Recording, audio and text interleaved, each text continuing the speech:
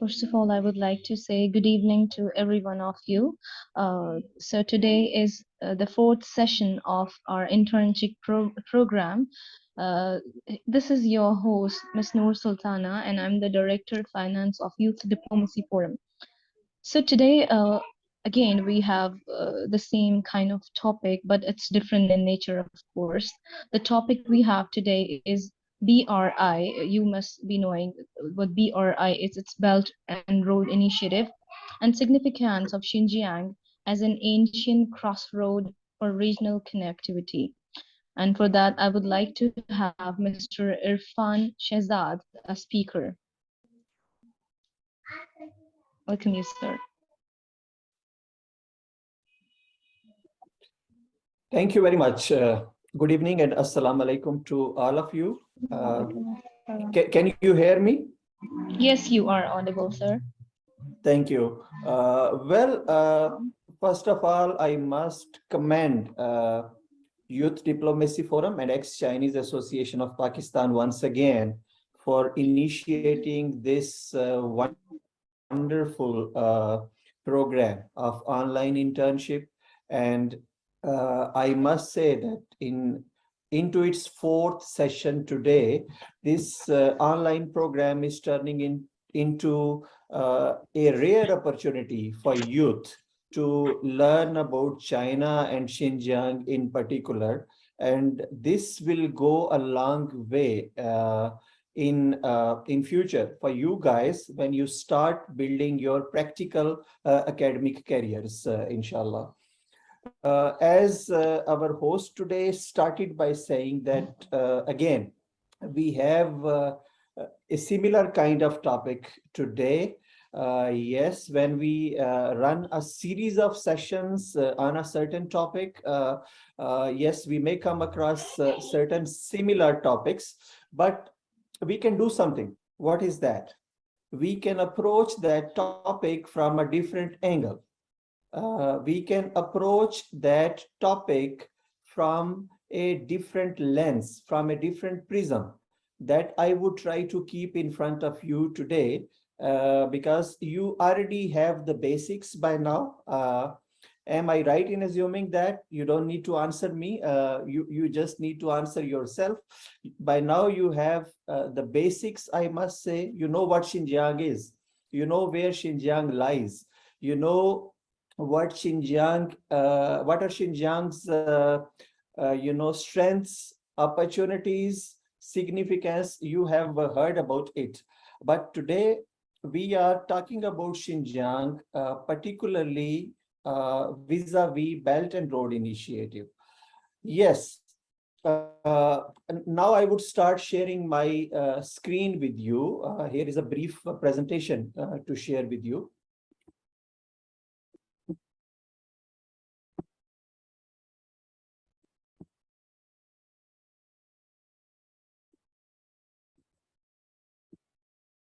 Can you see it?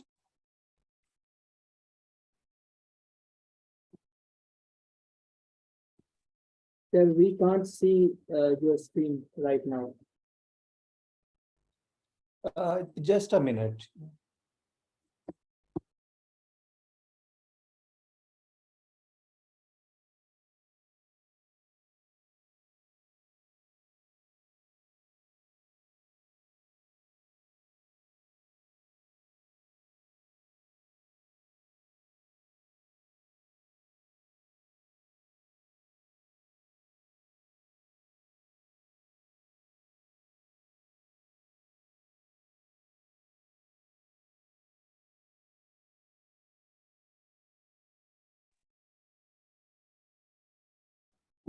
Yes, we can see it now. Thank you. Thank you. I'm not a tech, literate person, so sorry for tolerating me in this. It's okay. Yeah. Well, yes. So the topic for today's discussion is significance of Xinjiang vis-a-vis the Belt and Road Initiative. So I have noted a few points for you that I hope it will be brief, but I hope it will ignite our discussion in minutes and hours ahead. Yeah. First of all, we know it very well that Xinjiang historically has been a very important component of Silk Road in the medieval times. At one hand, we had the what was known as the the Kashgar Uramchi side of the Silk Road, which connected China to the Western world, and on the other hand of Xinjiang, we had cities like Bukhara, Samarkand, Badakhshan, Almaty, which was known as Alma-Ata in those times. This is historically documented, and this was in terms of east to west and west to east traffic. But there was something between Xinjiang and its southern neighbors that had two routes. One was through Khunjra Pass, and this is, because of Karakram Highway, this route is globally known now. It is more important in terms of interactions and communication between Pakistan and China of today. But in ancient times and until late 19th century, early 20th century, there also existed another route between Xinjiang and its southern neighbors. That was known as the Apricot Road, which was between Yarkand to Yarkand, which is right now in Kashgar prefecture of Xinjiang, and Skardu, Baltistan region of today's Gilgit-Baltistan. And this after the early 19th century,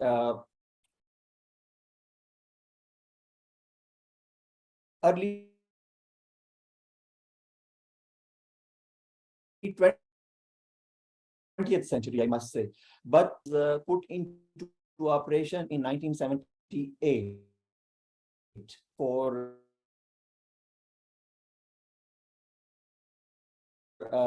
public transport. And today, for our youngsters, I wish to give you some food for thought.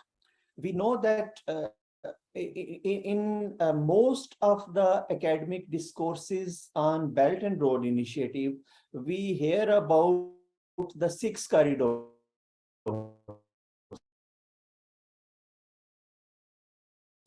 I have listed the 6 corridors here. China, Central Asia, West Asia corridor, China, Indochina Peninsula corridor, and China-Pakistan Economic Corridor, Bangladesh, China, India, Myanmar corridor. Yes, when the BRI was started, much of the debate, much of the policies, much of the plans revolve around these 6 corridors. But now we must be very clear that these 6 routes, corridors, roads, these are things of the past. Today, Belt and Road Initiative is much more than these 6 corridors. It's literally much more than these initially talked about 6 corridors. Why? I would try to explain it to you in next few slides. Belt and Road, first of all, we need to understand that an economic, and that is equally true for a mega concept like Belt and Road Initiative. Belt and Road of today beyond the concept of a typical cross-country or inter-regional corridor. It has stronger, rather much more influential, educational, health, financial, and more important of 6 corridors that we discussed in the last slide is a little old now. Now even when we talk about the land cross-country roads, those 6, we are past those 6 corridors because why? This is important for youngsters to understand. This corridor, Bangladesh, China, India, Myanmar corridor. Actually, I have been going to this region of China since 2005. The first time I tried to, interact with our Chinese friends on the issue of regional connectivity was in 2005. And the conference I was attending there was on BCIM, Bangladesh, China, India, Myanmar corridor. Well, this was seen as one of the major corridors for Belt and Road Initiative. But as we all know, India has shown reluctance, actually opposition to some of the BRI moves, actually most of the BRI moves, and this route is almost not progressing the way it was planned. So what China is doing instead?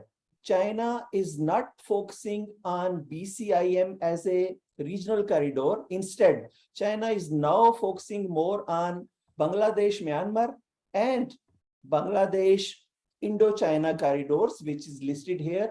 For this, China has already operationalized China-Laos Railway, about which I made a presentation recently in Yunnan. China is also working on China-Myanmar Railway, and China also has some bilateral programs with Bangladesh.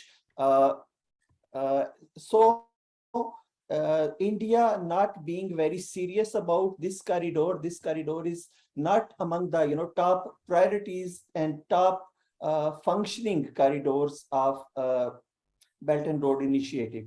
And beyond that, as we listed in the next slide, we also have the health corridors, digital corridors, financial cooperation, and things like that. So we need to move beyond this concept of 6 corridors. These 6 corridors are important in one way, in way of infrastructure. So they will remain important. But when we go to Belt and Road Initiative and Xinjiang, XJ is for Xinjiang now onwards. There is more to Xinjiang than, hello?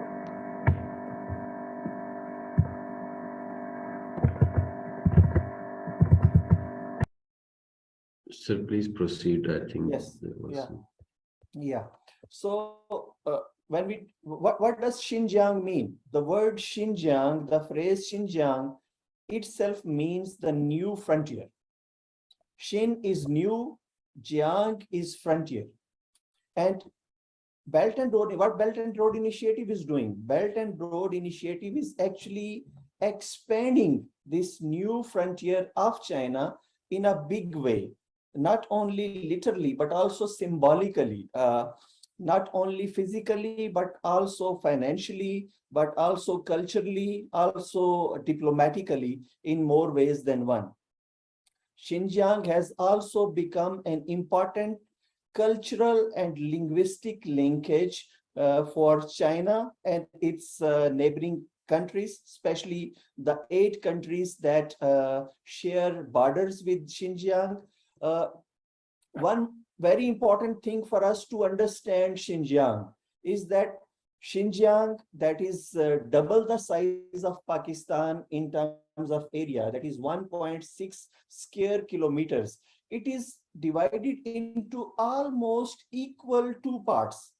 The northern part, which is known as Beijiang. Bei means north, Jiang means frontier, the northern frontier. And the southern part, Nan is south and Jiang is frontier. So it means the southern frontier.